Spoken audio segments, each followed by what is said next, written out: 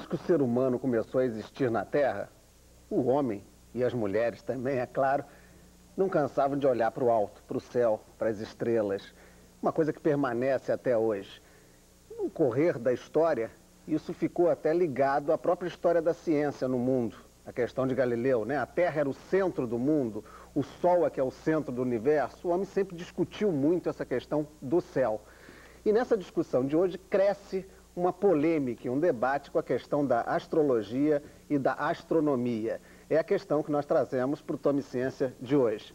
Para fazer esse debate com a gente, nós temos o Lineu Hoffmann, que é astrônomo e dará a sua versão do céu. Temos também ao lado dele Darcy Esquivel, que é física do CBPF e tem uma chegada também a essa área da astrologia. Ela consegue misturar a ciência, né, com a astrologia.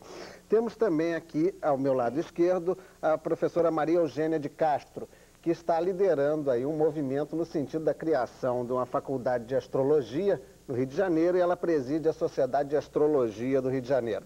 Ao lado dela, o professor Olavo de Carvalho, que será um professor titular aí dessa faculdade, é um estudioso da astrologia.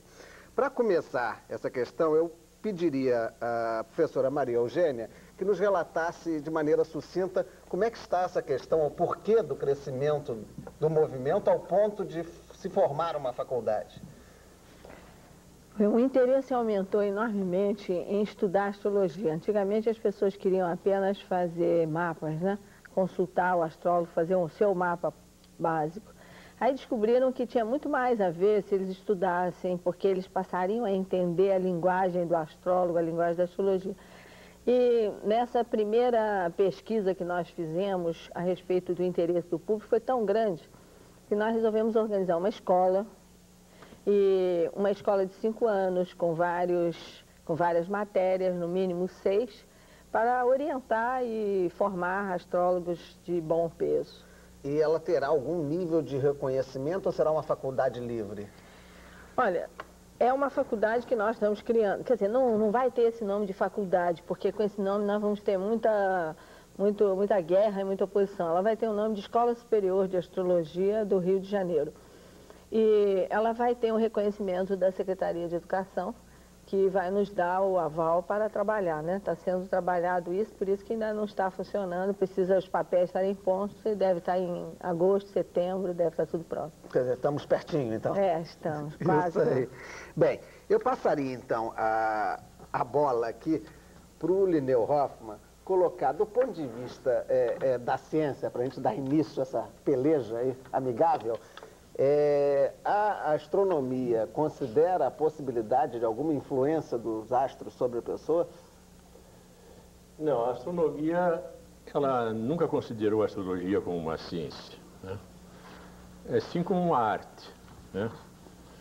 E, claro, as opiniões são divergentes entre os astrólogos e astrônomos, quanto mais na época de hoje. No passado, a astrologia e a astronomia eram co-irmãs, né? Mas depois aquilo foi desviando, né? E hoje em dia os astrônomos consideram a astrologia no máximo uma arte, uma pseudociência. E de modo que acontece o seguinte, tudo que a astrologia hoje propala, e realmente ela exerce um grande fascínio sobre a crendice popular, né? Está incrementada hoje em dia, né? Mas os astrônomos contestam essa influência da astrologia sobre os seres humanos. E, evidentemente, tem, como eu cito até num livro que eu fiz, não estou fazendo promoção dele, que já está esgotado, né? A influência realmente predominante de astros de um astro sobre os seres humanos é da Lua. Mas não... Até por aquela história da maré, da questão da gravidez, que tem a ver com o número de luas. Da gravidez, que exatamente são 9 meses lunares, né? Da questão da agricultura e da influência mesmo sobre seres humanos que têm psicologicamente instáveis, né?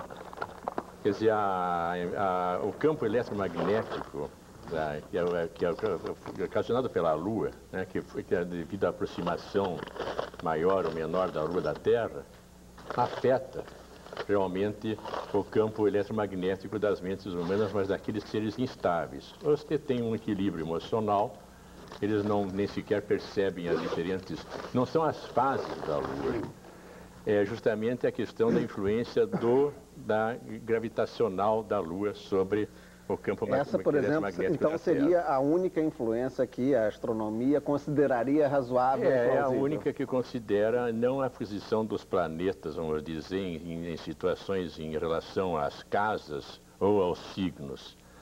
Isso, a astrologia, nessa altura, ela se baseia naquilo que foi determinado pelos um dos precursores, ou dois, da astrologia, que foi Hiparco e Ptolomeu, que ainda, apesar de hoje em dia se saber perfeitamente, mas a astrologia considera a Terra como o centro do universo, hipoteticamente, mas ainda considera a Terra como o centro do universo.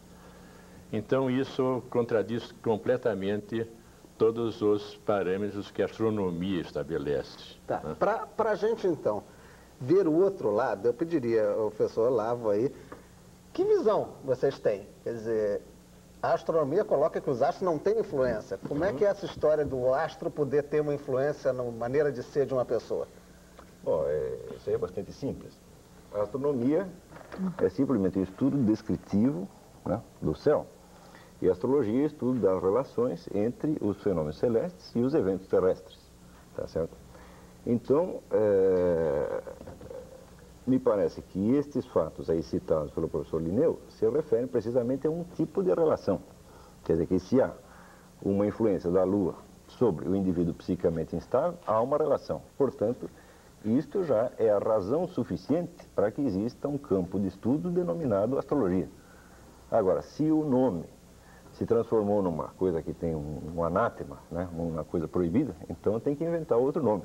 Mas seja lá como ela se chama, o estudo se refere a essa relação entre fenômenos celestes e terrestres. É isso que eu denomino de astrologia, precisamente. Sim, mas no caso a astronomia coloca que a Lua sim, como acabou de colocar o Linneu, mas os outros astros não. É muito simples, não há nenhuma ciência em condições de dizer isto, que os outros astros não exercem influência nenhuma. Isso é uma afirmação sem fundamento científico algum.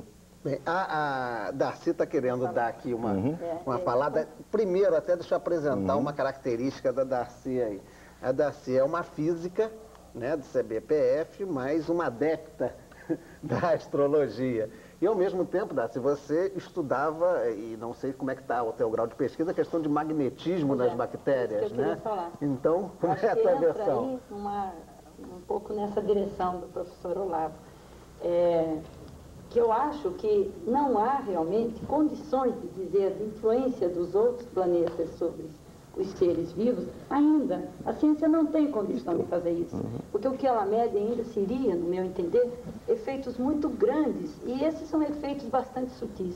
Então, quando se constata que a Lua influencia, sim, e isso já é comprovado, como o professor Linneu mesmo disse, já cientificamente aceito, a gente pode pensar, então, como é que teríamos, enquanto ciência, de olhar o efeito dos outros planetas sobre os seres vivos e, bom, sobre a Terra, de alguma forma, essa relação. Eu acho que é esse o ponto, talvez, mais sério. Eu agora coloco o que você falou do meu trabalho. A gente trabalha com influência de campo magnético no ser vivo e, mais especificamente, em micro-organismos.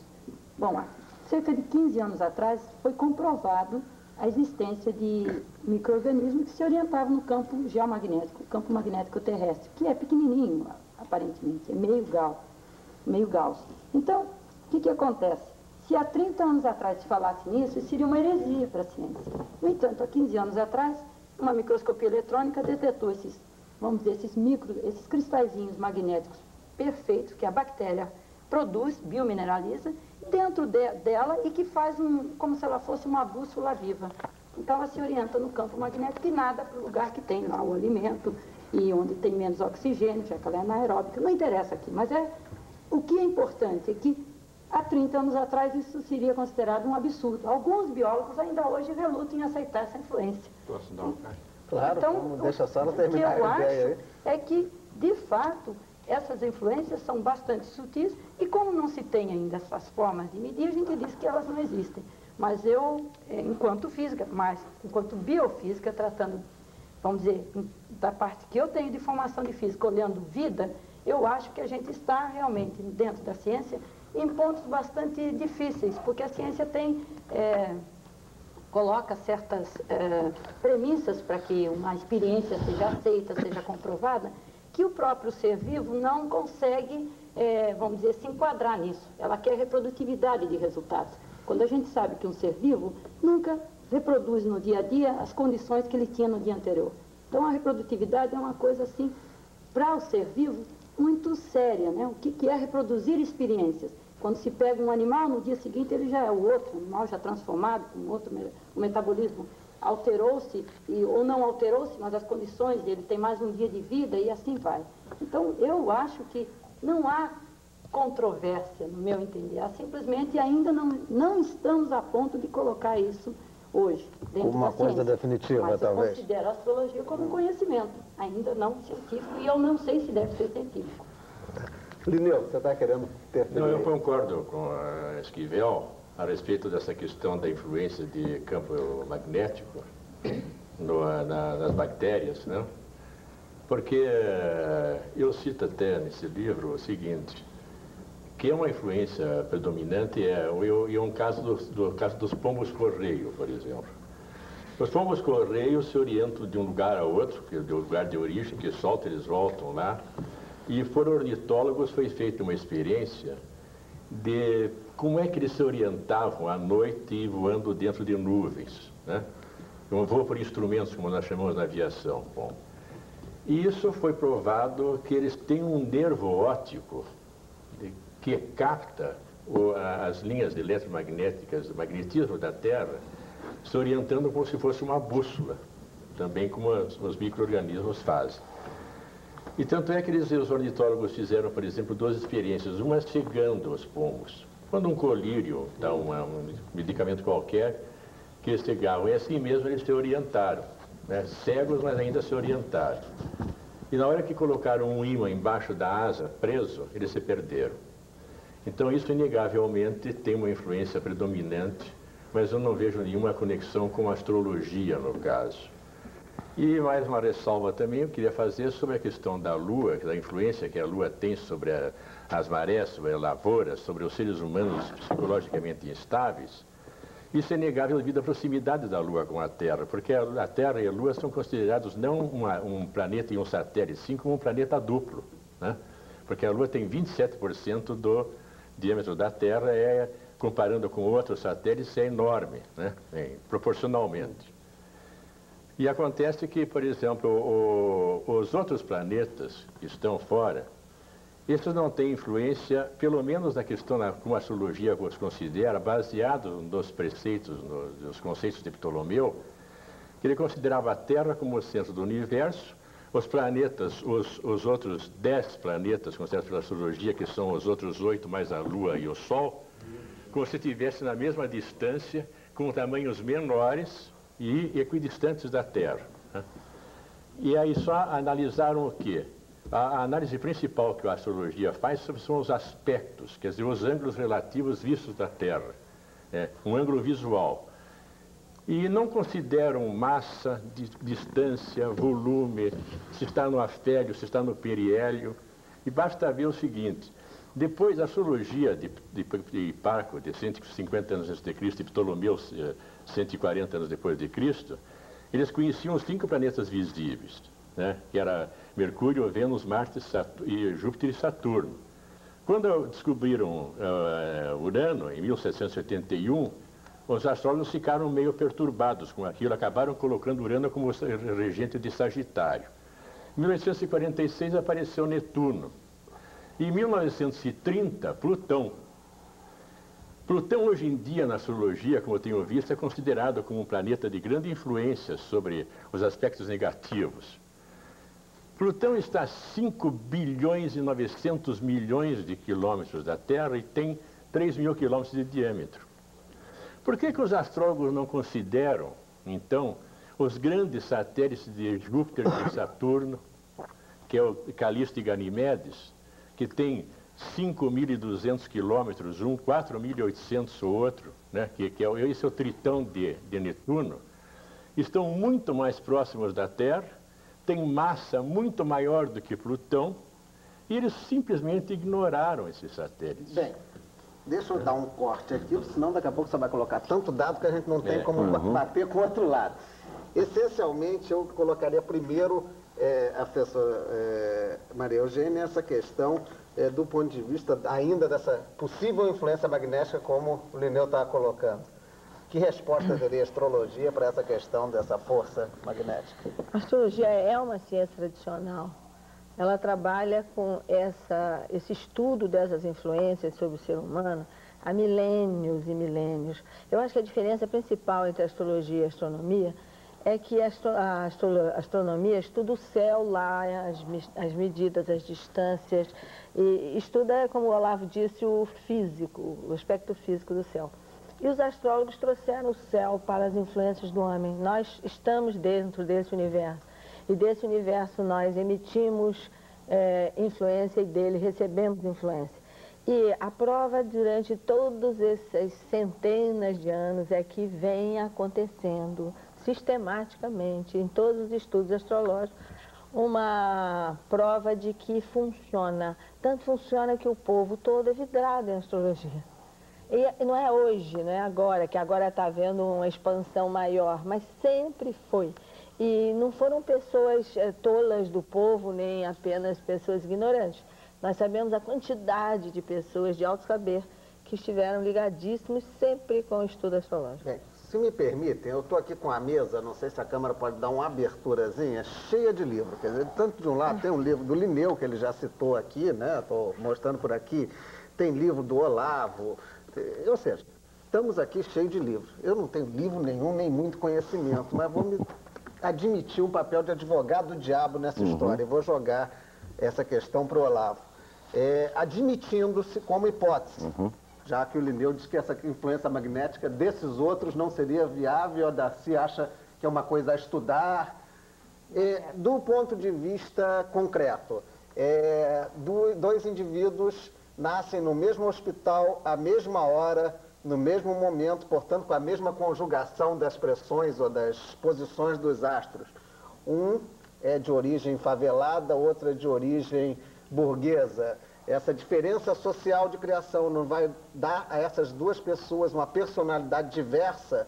Por que teriam que ter conteúdos ou tendências semelhantes? A pergunta é para mim. Tá bom. Então, antes de responder, eu queria fazer uma observação. Em quase todas as discussões sobre esse problema astrológico se confundem dois problemas. Um problema é o fato bruto de haver uma correlação qualquer, tá certo? Indefinida, tá certo? Entre eventos celestes e terrestres. Outra coisa é a explicação das causas, tá certo? Então, até agora, houve o encavalamento das duas questões. Então, o fato de que existe uma correlação temporal, isso é, de que certas coisas acontecem em certos tempos e não outros. E o fato de que existe também, por exemplo, uma correlação entre certas posições planetárias e outros fenômenos da ordem humana, como, por exemplo, a escolha de profissão, isso é um ponto que está absolutamente assentado.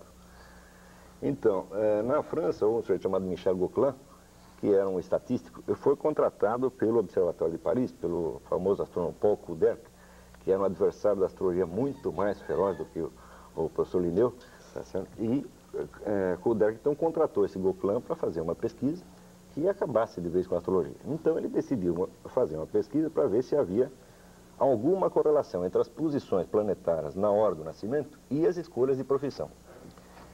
E chegou à conclusão de que havia uma coincidência brutal, tá certo? De que as pessoas que tinham Saturno em certo lugar tendiam a certa profissão, que tinha Marte em certo lugar tendia a uma outra profissão e assim por diante. Então, ele chegou a fazer essa pesquisa. Quer dizer, o senhor pode ligar a questão que eu coloquei? Quer dizer, eu vou chegar lá. Como é que o favelado vai ter a mesma profissão do burguês? Eu vou chegar lá. Não é a mesma profissão, mesmos tipos de profissão.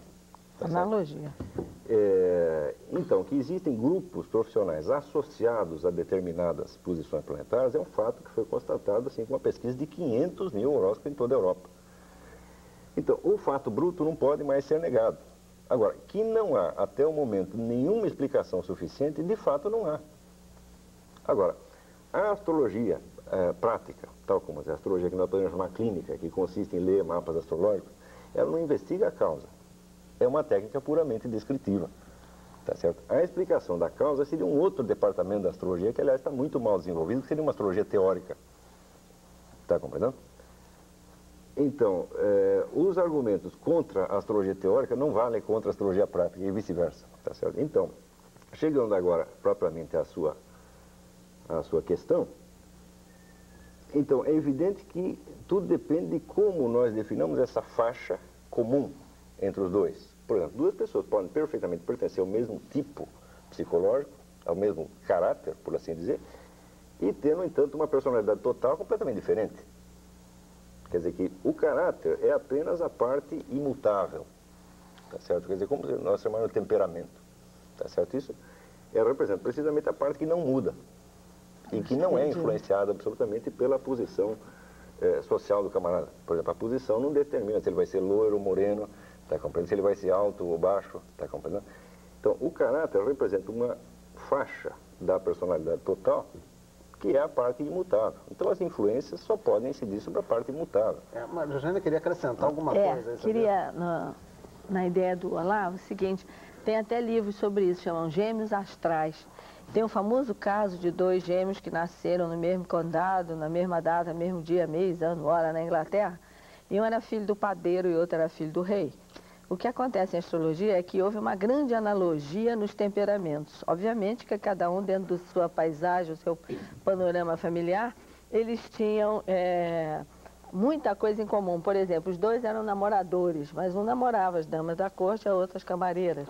Todos dois gostavam de apostar, jogo de aposta. Então, um apostava nas corridas de cavalo, em Ascot, e o outro em pangarés da praça, né?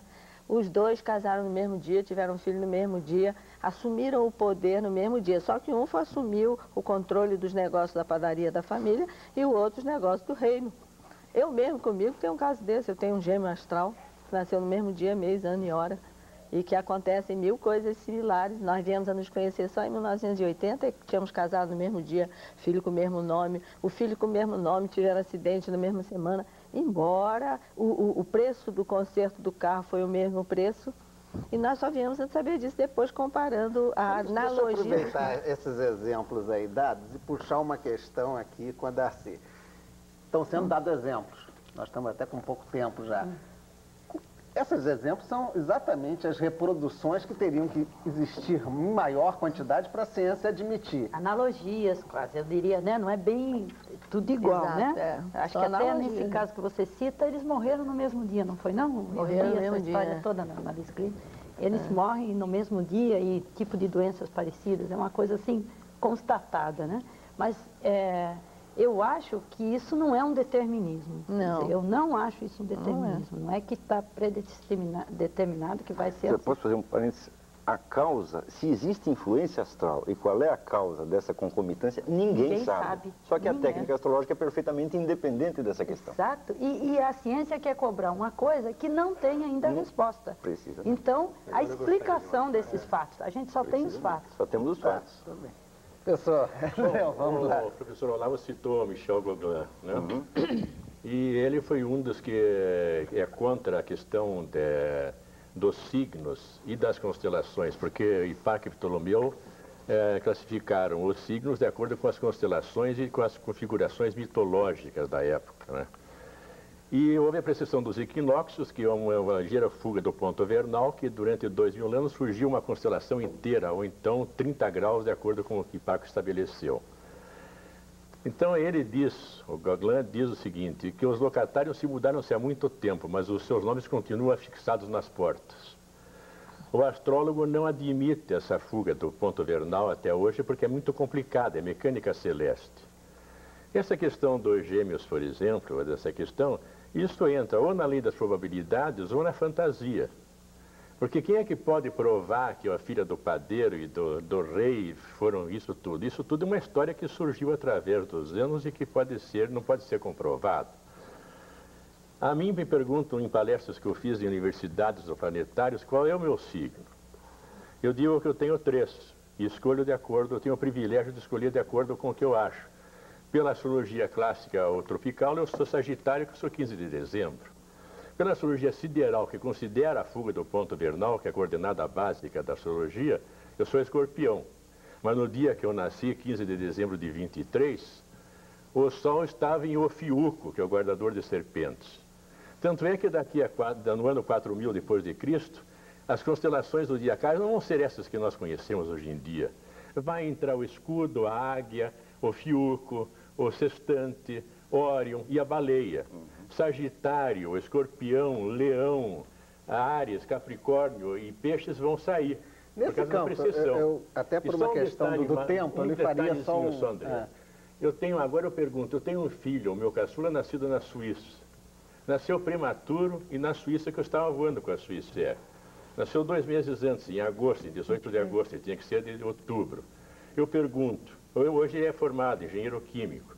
Eu pergunto, ele mudou toda a vocação, o temperamento dele, o destino dele, só porque ele nasceu na Suíça prematuro? Mudou. Os gêmeos biovulares ou monovulares são iguais? Isso ninguém prova. Não Bem, são. Isso tudo cai dentro da lei das probabilidades. A gente está com um problema sério, que é o nosso problema de tempo.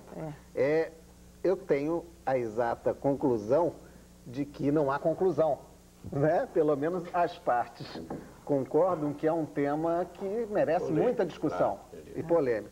Mas para encerrar isso, eu vou pedir a Darcy uma questão... Eu gostaria de fazer uma observação. Se eu conseguir fazer em 10 segundos, que nós já estamos estourando o tempo aí... A questão do geocentrismo é perfeitamente irrelevante, porque pode-se mapear o céu desde qualquer posição possível e todas as representações são igualmente válidas. Assim como nós podemos ser fotografados de qualquer ângulo. Tem aqui uma câmera aqui, outra ali, dá na mesma, tá certo? A questão da precisão dos equinócios também é irrelevante, porque os signos não são constelações, os signos são direções do espaço. O norte fica a norte, o sul fica a sul, o leste a leste e o oeste a oeste. E o que quer que esteja lá e que se mude, não vai alterar as direções. Assim como quando eu me mudo da minha casa, a minha casa tem que ficar no lugar onde está. Bem, para encerrar então, eu pediria a Darcy, só como encerramento, a seguinte visão. Você é reconhecidamente uma cientista reconhecida no seu trabalho, ao mesmo tempo chegada ao mapa astral. Como é que fica essa visão crítica da ciência? Só a última coisa para a gente encerrar. Do cientista, no caso, a sua posição. André, eu acho que eu sou uma estudiosa da astrologia, acho, como o professor Olavo falou, que eu busco essa parte teórica da astrologia, ainda que sozinha, autodidata, discutindo, porque eu acho que está tudo em aberto. Então, a crítica que eu vejo da ciência a isso é porque não se tem respostas ainda. Eu acredito que é uma questão de abrir, como está agora, surgindo, voltando a astrologia para o lado acadêmico, né, que ela foi relegada há um tempo, e uma volta à busca mesmo dessas perguntas que estão em aberto. Para a ciência, para a própria astrologia, a explicação não existe, existem os fatos. É o que eu acho. Bem, o que fica de mensagem aí para a gente é essa tendência nossa de não considerar a ciência aquela coisa feita, acabada ou definitiva. Essa perspectiva do programa Tome Ciência continua e novos temas do gênero, não absolutamente fechados, estarão presentes em próximas semanas. Aguardamos vocês na semana que vem.